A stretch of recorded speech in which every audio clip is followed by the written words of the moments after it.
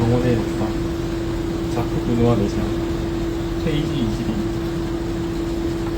정원에 들어서는 사람들의 모습이 보기에도 좋고, 발걸음은 느슨해지고, 몸의 움직임은 부드러워지며, 호흡도 고르게 된다. 모두가 안락과 편안한 마음을 표현한다. 그들은 정원의 입구에서 모든 모습을 벗어 던져버린다. 마치 험한 인류들이 와닿지 않는 다른 세계에 빠져든 것처럼. 인류가 이 지상에 출현한 이래 온 세계의 나무와 꽃으로 장식한 공간을 끊임없이 만들어 온 이유는 무엇일까?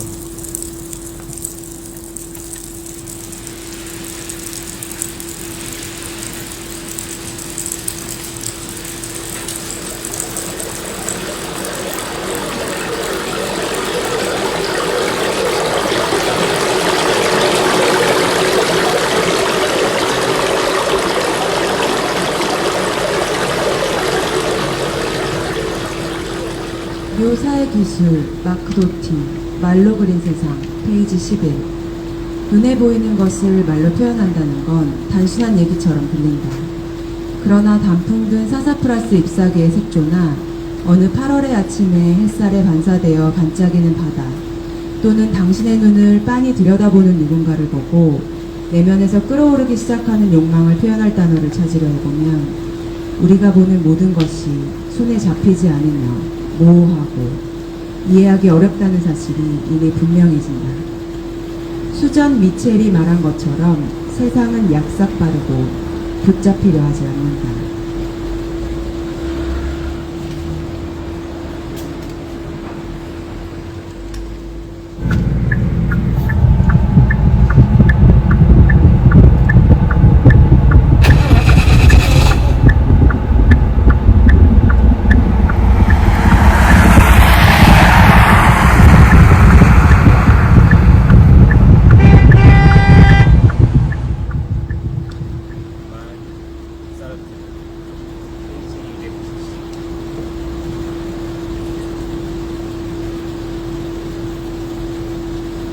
교양은 아무것도 또 그 누구도 구출하지 못한다. 그것은 아무것도 정당화하지 못한다. 그러나 그것은 인간의 산물이다.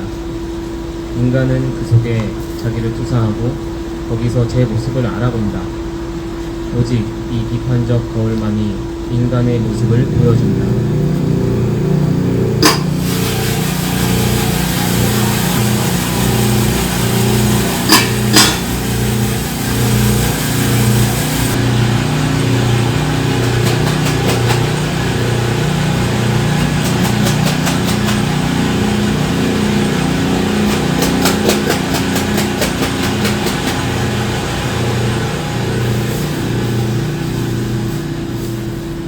모순, 양기자, 페이지 291. 이모가 죽고도 세월은 흘렀다. 이모를 죽인 겨울이 지나고 봄은 무르익어서 사방에 꽃향기가 난만했다. 겨울이 있어 봄도 있다. 살아봐야 죽을 수도 있는 것이다. 아직 나는 그 모순을 이해할 수 없지만 받아들일 수는 있다. 삶과 죽음은 결국 한 통속이다. 속지 말아야 한다.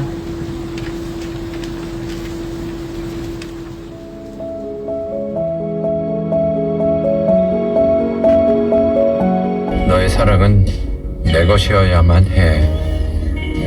울게 해줘. 마음속 타는 불을 다 끄고 마음속 꽉 찬 눈물을 다 내보내고 싶어. 울게 해줘. 말하지 않고 눈물로 이별을 고하고 싶어. 이 아픔엔 치료제가 없다는 사실을 스스로 납득하고 싶어. 브람스를 좋아하세요? 프랑스와즈 사강 페이지 37. 내겐 애인이 없어요. 시몽이 말했다.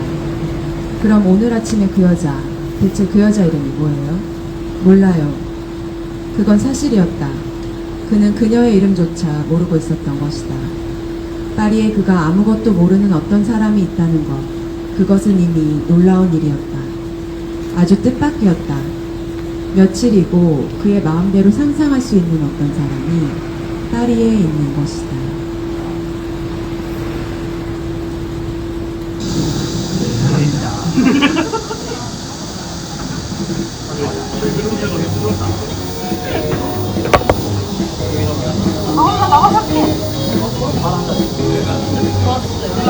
아빠랑 찾지 마. 그러면 안 되잖아. 빨리 애한테 연락해서 애한테 뭔 짓을 하라고 하냐고. 엄마 때문에 지금 나간다는 거지. 애기가. 01. 세디나 이동근 페이지 10. 좀 더 과학적이었어야지. 좀 더 현대적이었어야지. 냉소에 찬 혼잣말을 녹이며 눈물이 흐른다. 흐르는 눈물 따위는 과학에서는 알 필요가 없는 것이어서일까. 견고한 표정이 변하진 않지만 눈물은 한층 더 그 양을 불려나간다. 하얀 안구와 거친 눈꺼풀 사이에 밤수를 타고 사방으로 미끌거리며 검은 구멍은 결국 하늘을 향한다. 지금의 내 눈은 인테리어 소품 같지 않을까?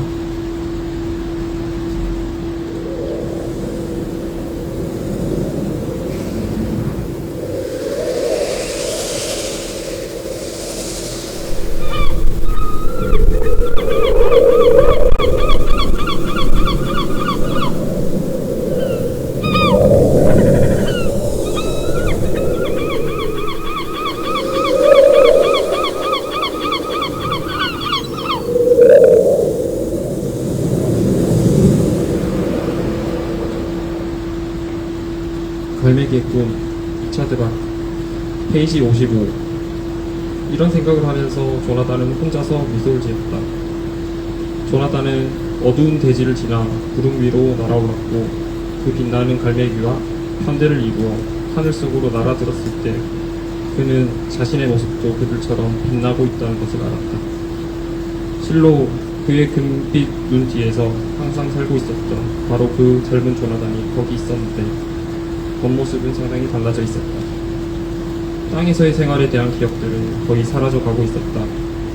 먹이를 잡기 위해 싸우던 일, 우리에서 추방당했던 배로운 일 등 모두가 안개처럼 희미한 기억들로 사라져갔다.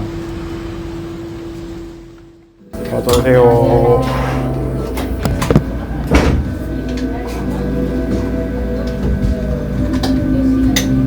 그거 3잔 드리겠습니다.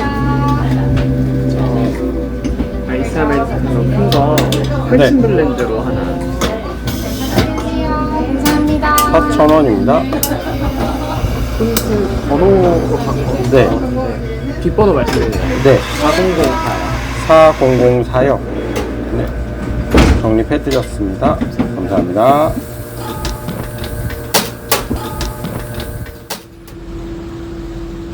(15년) 겨울. 사실은 절박함도 없었고 사실은 성급한 막연한 뿐이던 시절. 망하지만 말자. 자그만 2평짜리의 공간으로 그렇게 도망쳐 숨어들었다. 신기하게도 거기에 설레임이란 것도 있었다. 운명처럼 만난 곳이라고 생각했거든. 놓치면 안 된다고 생각했었던 것 같기도 하다. 계약을 한 날엔 로또를 처음 산 날 마냥 계획 세우기에 골몰했다. 손님을 보면 반갑고 하루 10,000원이면 행복한 시간들이 차곡차곡 쌓이기 시작했다. 인류는 졸고 있다.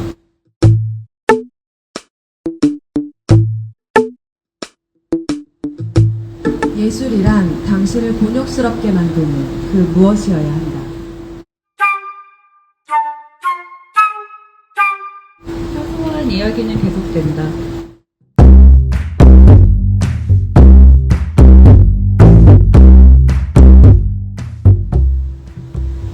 팔리지 않은 상품은 절망적으로 자기 자신이고자 하는 형태, 즉 죽음에 이르는 병에 놓여 있다.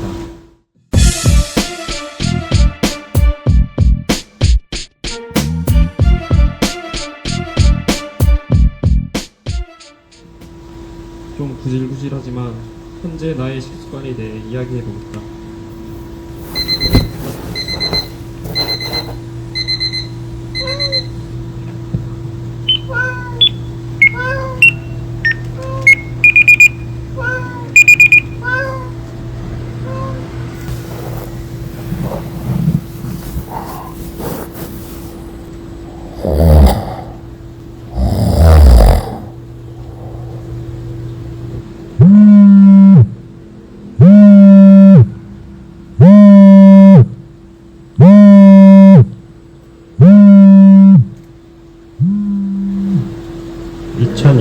겨울 재수를 끝내고 받아든 성적표는 썩 나쁘지 않았다.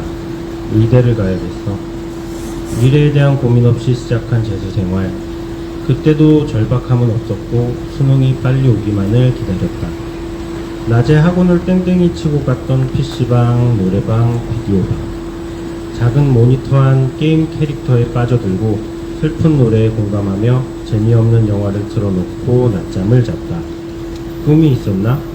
아니, 취침시간 기숙사 담을 넘어 도망치던 우리는 그게 제일로 설레는 일이었다. 그렇게 게으르고 서투른 시간을 보낸 20대 초반의 나는 신호등 없는 교차로를 건너지 못하는 어린아이 같았다. 겁쟁이란 말이 아니면 그때의 날 표현할 단어가 딱히 떠오르진 않는다.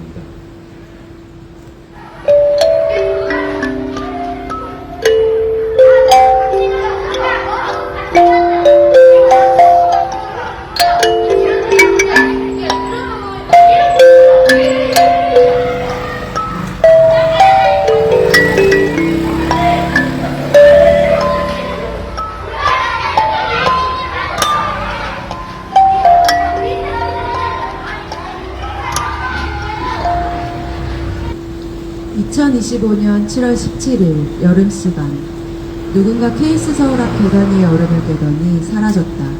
김동섭 작가였다. 내가 전시장 안에 놓여있던 코이쿠토를 입에 넣고 냠냠거리는 동안 수염이 덥수룩한 사람이 무표정으로 나타났다가 호련히 사라진 것이다. 그를 두 번째 만난 곳은 팩션의 개인전에서다. 공간에 설치된 무시무시한 작업이 무서워 몇 걸음 떼지 못하고 그대로 뛰쳐나왔다. 그 긴장감 덕에 그를 범상치 않은 작가로 인식하게 되었다. 그 후 만남은 4월 박가범 선생님과의 긴긴 통화 후였다. 그 사람이 이 사람이었다니. 커피를 좋아하는 수염난 사람은 케이스 서울의 벽을 뚫었으며 공사도 혼자 했다. 실로 어마무시한 그와의 만남은 내 전시의 설치 현장에서, 내 차 안에서, 홍릉의 야순대 식당에서, 사마 페인트 가게 등에서 이어졌다. 그와 나는 돌아다니며 이런저런 얘기를 나눴다.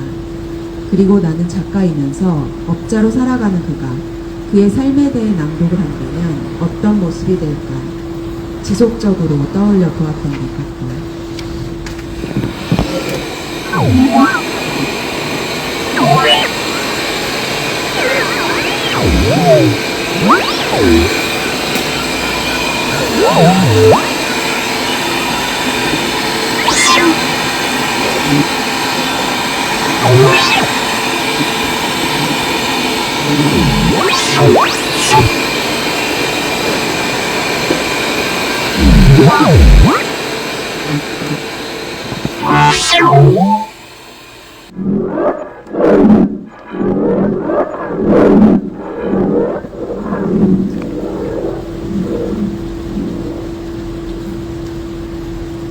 오래 함께한 나의 빛의 앨범 페이지 30.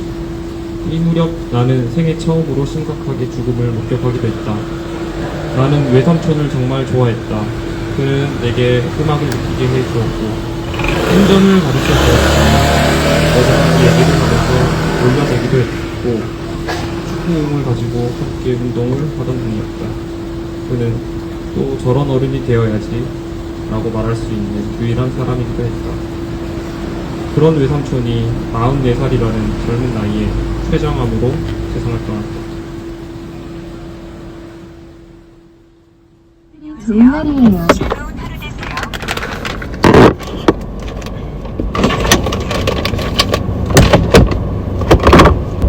강변북로 수도권 제1 순환고속도로로 안내할게요. 통행 요금은 구리방향 가양대교에서 월드컵대교 쪽으로 막히는데요. 여기는 2차로로 고장난 차가 있습니다. 올림픽대로 하남중 노량진 부근에서 짧은 정체입니다. 청담에서 잠실대교 쪽으로 더디게 지나고 있습니다. 공항방향 동호에서 동작대교 쪽으로 속도가 떨어지고 있고요. 성산대교에서 가양대교 쪽으로도 차가 많습니다.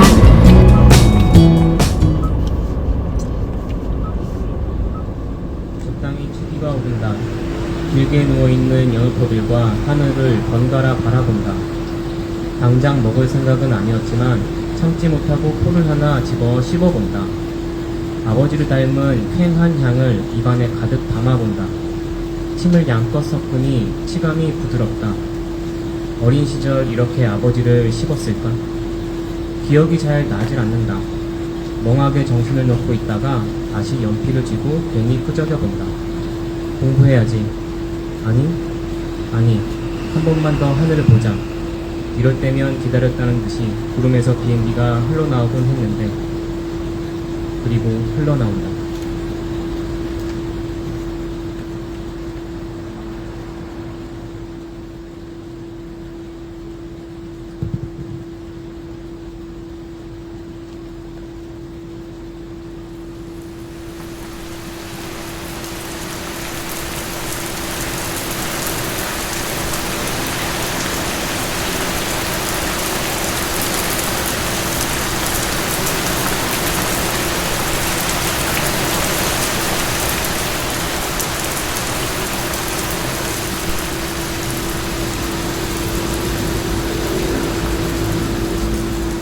오순, 양기자, 페이지 294. 슬픈 일모를 이야기하고 아름다운 비밀 반쪽을 나에게 나누어 주던 아버지는 사라졌다. 나는 그것을 확인했다. 아마도 우리는 영영 서로를 알아보지 못한 채 헤어질 것이다. 왜 사랑하는 우리를 멀리하고 떠돌아야만 했는지 묻지도 못한 채 나는 아버지와 헤어질 것이었다. 어쩌면 바로 그것이 아버지가 내게 물려주고 싶었던 중요한 인생의 비밀이었을지도 모를 일이었다.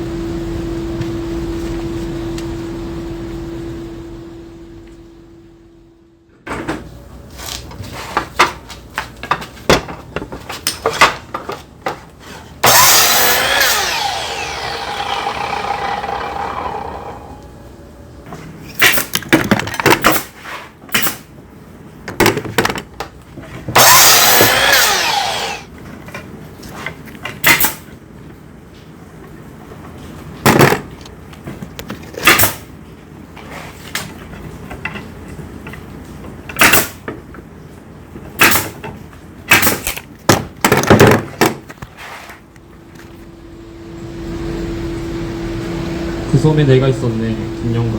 페이지 25. 산다는 것이 싱겁다. 간이 맞지 않는다. 살 맛이 나지 않는다고 투덜거리는 것은 마음의 장난이다. 살다 보면 때때로 죽고 싶다는 말이 습관처럼 튀어나온다. 현실이 고달플수록 도피처를 찾는다. 최종 도피처는 죽음이다.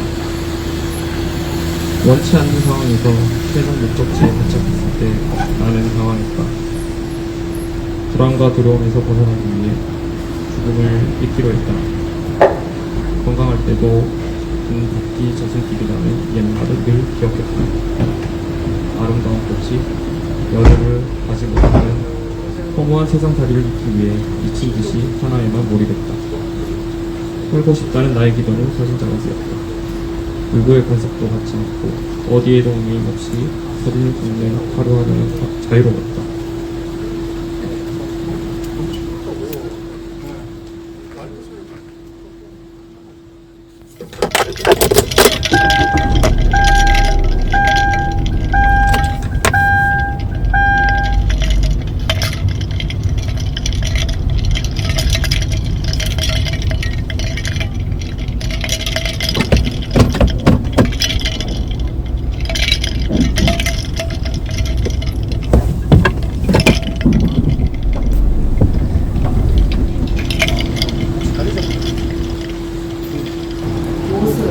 양기자 페이지 295. 살필 수 있는 만큼은 다 살폈고 생각할 수 있는 것은 다 생각했다.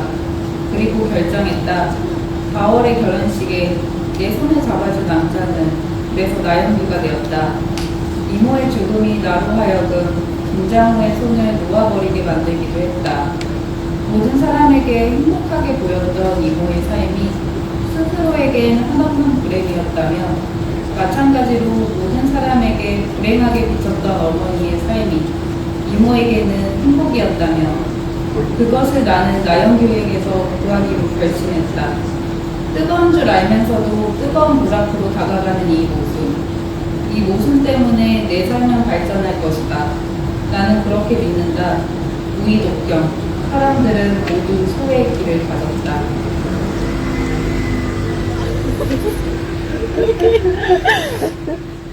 It's something like that anyway. They're so great though. I love this.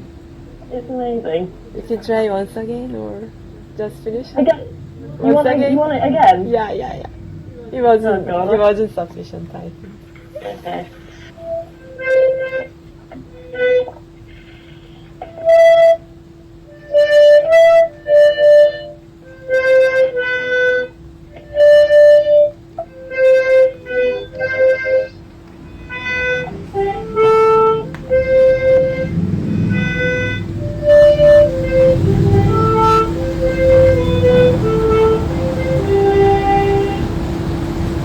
영화 작가들과의 대화, 요나스 메커스, 페이지 228. 요나스, 내 말은 생존 중인 예술가들은 무척 특별한 저항력을 갖고 있다는 거예요. 브레키지, 어떤 예술가들은 파괴됩니다. 그리고 어떤 작업들은 박살나죠. 요나스, 맞아요. 하지만 사회로부터 그런 걸 기대하는 게 현실적이지 않아요. 예컨대 당신은 파괴되지 않았습니다. 브레키지, 맞아요. 하지만 나는 절벽 끝을 너무 많이 걸었습니다. 내가 파괴되지 않았던 건 행운이에요. 요나스, 나는 버팔로에서 피터와 길게 논쟁했어요. 그는 예술가들이 정부의 지원을 받아야 한다고 주장했습니다. 그럼 어디에서 시작해서 어디에서 끝날까요? 우리는 위층에서 작은 회의를 했습니다. 리스트를 만든다는 게 무슨 뜻이야? 격을 나누자고? 모든 작품을 다 적어내거나 무엇이 창조적인 작업이라고 판단할 수 있겠어? 거기서 파커가 웃으면서 말하죠. 그래. 하지만 그러려면 우리는 먼저 창조성이 무엇인지 결정할 위원회를 만들어야지. 그가 웃습니다.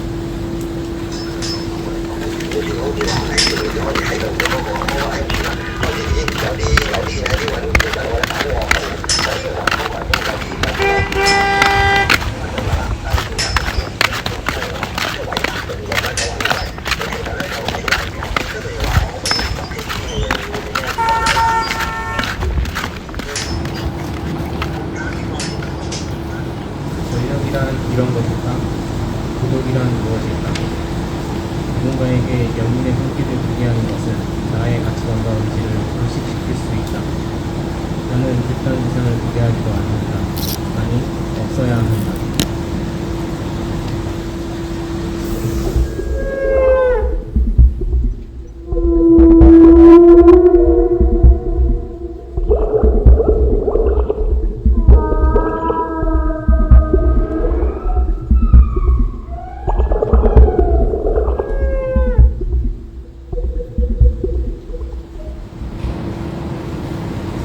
청구리는 세계에서 가장 승리로 피트의 비와 되고 싶은의 무게를 자랑한다.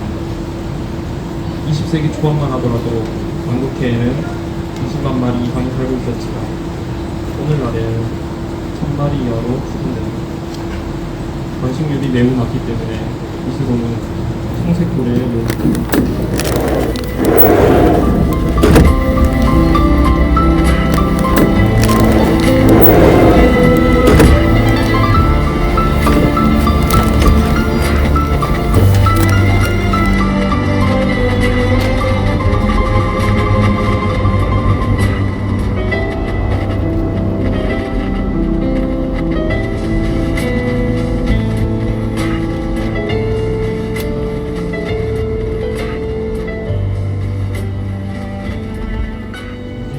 계획을 세우지 않고 게임도 안 하지만 서투른 건 여전하다. 바뀌어가는 게 좋은가 싶다가도 여전히 그리운 것들은 아직도 더 소중하다. 10년 후에 나는 우리는 여전히라는 단어를 또 말하고 있으면 좋겠다.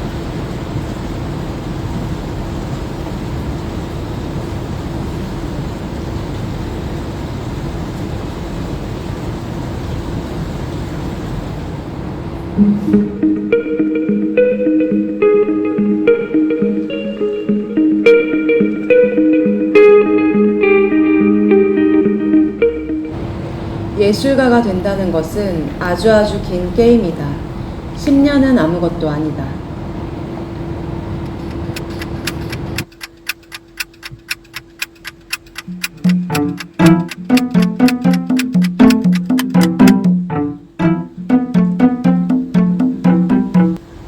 일평춘전 내가 한 말을 수정한다.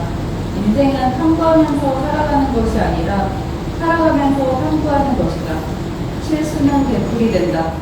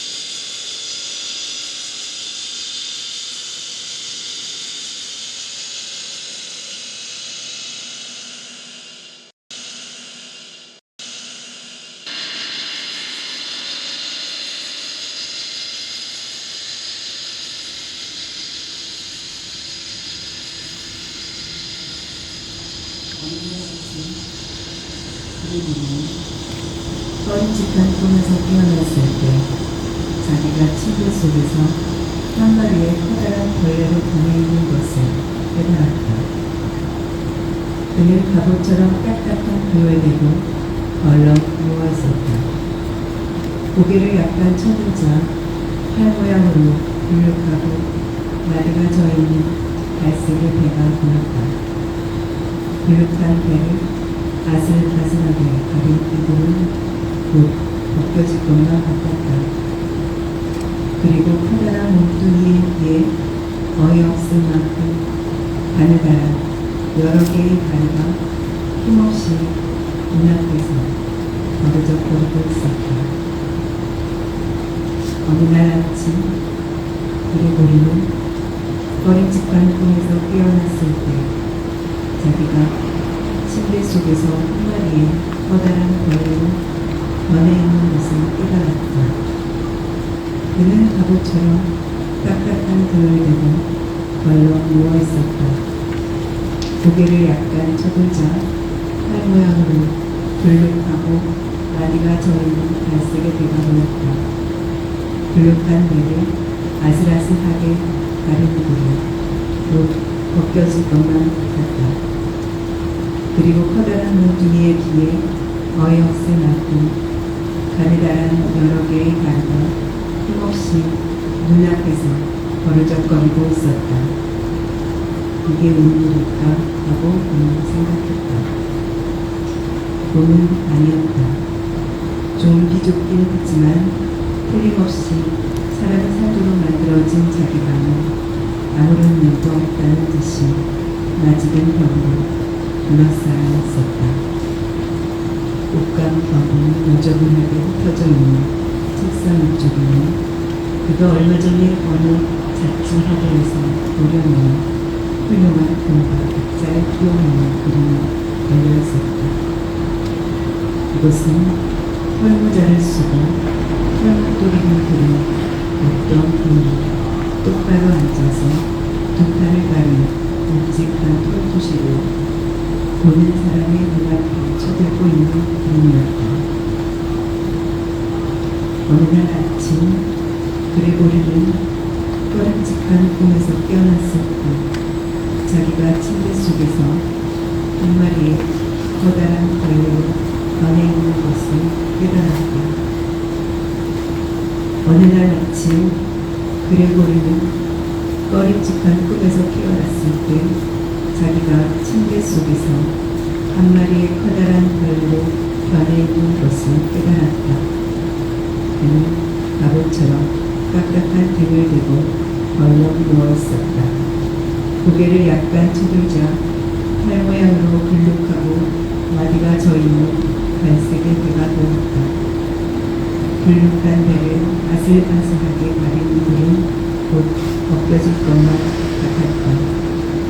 어느 날 아침 그레고리는 꺼림칙한 꿈에서 깨어났을 때 자기가 침대 속에서 한 마리의 커다란 벌로 변해 있는 것을 깨달았다. 이게 웬일일까 하고 그는 생각했다. 꿈은 아니었다. 좀 기적긴 하지만 틀림없이 사람이 살도록 만들어진 자기 방은 아무런 꿈도 없다는 듯이 아직은 벽으로 둘러싸여 있었다. 그레고리는 예판원이었다. 그레고리는 예판원이었다. 어느 날 아침 그레고리는 꺼림칙한 꿈에서 깨어났을 때 자기가 침대 속에서 한 마리의 커다란 벌레로 변해 있는 것을 깨달았다. 그는 바보처럼 딱딱한 등을 대고 벌렁 누워 있었다.